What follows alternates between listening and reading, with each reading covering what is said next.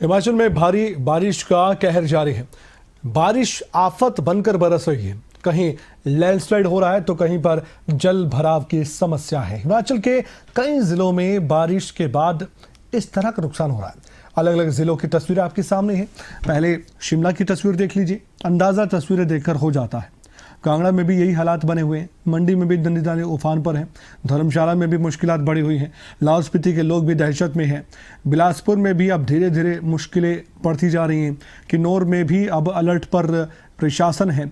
नूरपुर में भी आफत बनकर बरस रही है आसमान से बारिश।